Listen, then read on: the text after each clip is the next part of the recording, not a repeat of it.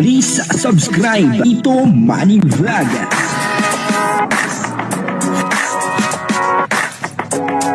Payagan po si Tito Manny Vlog na mag-reactor para pambiling gamot sa kanya pong karamdaman. Yan po, may aaregluhin na naman.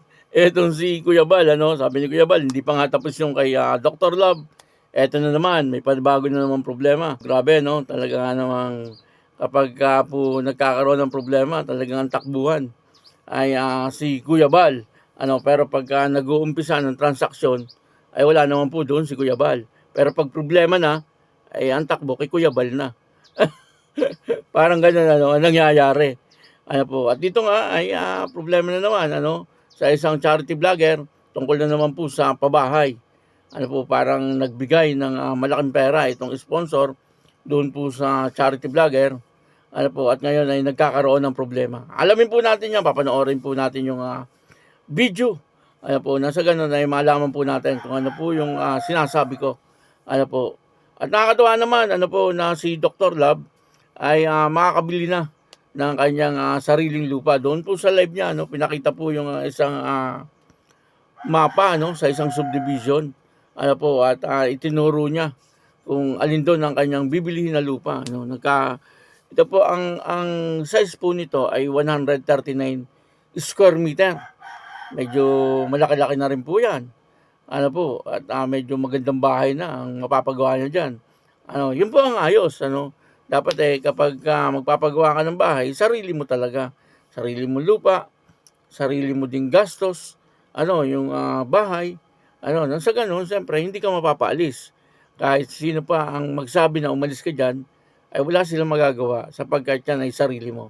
Pero kapag hindi mo sarili, kapag sinabi nung may sarili na umalis ka dyan, ay wala ka ring magagawa dahil hindi yan sa'yo. Ganun lang po yun. Okay daw, panoorin po natin yung video. Pero bago po yan, siyempre, ako muna po ay bumabati sa inyong lahat ng magandang umaga, magandang tanghali at magandang gabi sa inyong lahat mga kapatid. Kung saan man kayo ng panig ng mundo naroon ngayon, ay mag-iingat kayo palagi at pagpalain kayo ng ating Panginoon. Maraming salamat din po sa patuloy na tumatangkilik sa aking YouTube channel at nanonood sa aking video reaction. Patuloy lang po natin suportahan sila Kuya Bal Santos Matubang, Kalinga Prab, Ate The Vlog, Jack Tapia, at siyempre yung mga kasamahan ko pong reactor sa Kalinga. Ganun din po yung mga charity vlogger na Kalinga partner. Ito po yung video na kung saan medyo galit na si Kuya Bal. Kasi panibagong problema na naman ito. Kinakaharap ni Kuya Bal. Yan mahirap kapag nag-uumpisa ang transaction ng sponsor sa ng charity vlogger, ay wala naman si Kuya Bal. Pero pagka nagkaroon ng problema, ay damay si Kuya Bal. Yun po ang nangyayari. Panoorin po natin yung video at ang kabuuan po ng video ito ay mapapanood po natin sa YouTube channel ni Bal Santos Matubang. Mayroon sa aking nagsumbong na alam niyo ito, nagka-problema kayo. Ngayon kung lumala ang problema niyo at nagkaroon ng demandahan, huwag niyo akong isali dyan. Kamaya isasali-sali niyo ako. Di ba matapos yung kay Dr. Love, may bago na namang problema. Okay lang na matagal matapos yung mga bahay nindo. Walang problema yan. Ang mahalaga may lote kayo dyan. Tapos ipon. Pag may naipon, unti-unti pagawa nyo yung bahay. Huwag nyo po masyadong ibigay lahat sa sponsor yung responsibilidad. Kasi may nagreklamo na po sa akin dito. Nagtawag sa akin, nag-video call. Oy, tita, ano po ang problema ta? Napatawag kayo. Abay, nagsumbong po. Sabi ko, ayaw kong ano yan, ayaw kong pakialaman yan. Problema mo yan. Ninyo. Problema ninyo yan. Sabi ko na cellphone, yan tita, sino po kayo? Ako po si ganito, yan. Ano po problema nyo? Patawag po kayo. Ito nga po, Kuya Bal, gusto ko magpatulong sa'yo. Bakit po? yung nagastos ko ay nasa 300,000 na. O ngayon, akala ko tumulong ka. Opo, ay nag-promise sa akin na ay hindi ko na ituloy. Malaman ba kung sino, mahirap na yun. Ngayon, kung lumaki yung problema, huwag na kong isama. Diba? Kaya niyong lusutan yan. Dito ay panibago na naman problema. Ano po, ang aarigluhin ni Kuya Bal, sana ay maayos. Ano po, kasi siyempre, mahirap po yung may mga problema. Sana ay maayos po ni Kuya Bal, huwag nang umabot sa dimandahan. Yun po ang sabi ni Kuya Bal, kasi pagka nagka-dimandahan nga daw po, ay huwag po siyang idadamay.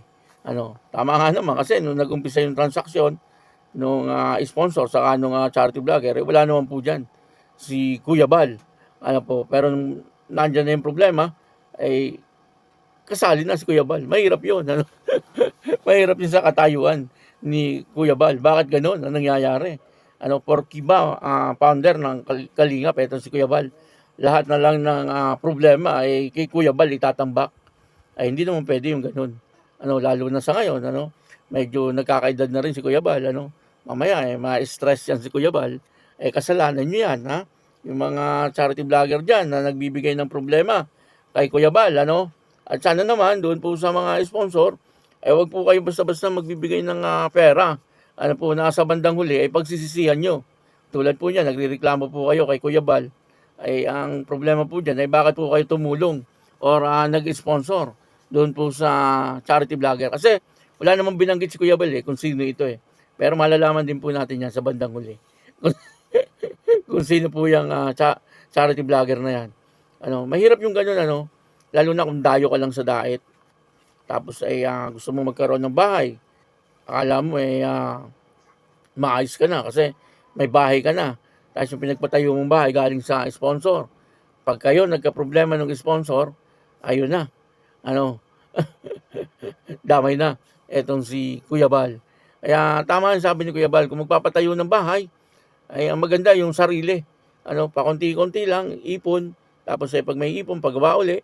Ang bahay po kasi hindi naman mabibigla yan kasi dead money po yan. Yan po ay nangyayari lang doon po talaga sa maraming pera. Yung tuloy-tuloy na pagpapagawa. Pero kung wala ka din naman pera at iaasa mo sa iba, ay mahirap po yung ganon. Kasi yun na nga, katulad niyan, nagkaroon ng problema. Yung sponsor, saka yung charity vlogger, magiging magulo po yan. Kasi hindi naman na pwedeng buhatin yung bahay Pera lang o yung pinapabahay mo, ibigay mo na doon sa sponsor. Kasama yung lupa.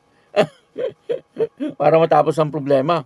At yun namang sponsor, siyempre, ang gagawin nila, ay ibebenta na lang nila kung hindi po sila taga-diet. Ganun ang magiging solusyon yan. Yung hirap nung charity vlogger, ay wala na. Kumbaga, ay napunta sa wala yung hirap niya.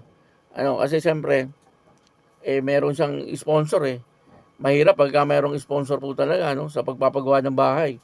Pagka nagkakagulo na, ganyan na. Binabawi yung pera. Yun po ang mahirap. Pera lang siguro kung utang.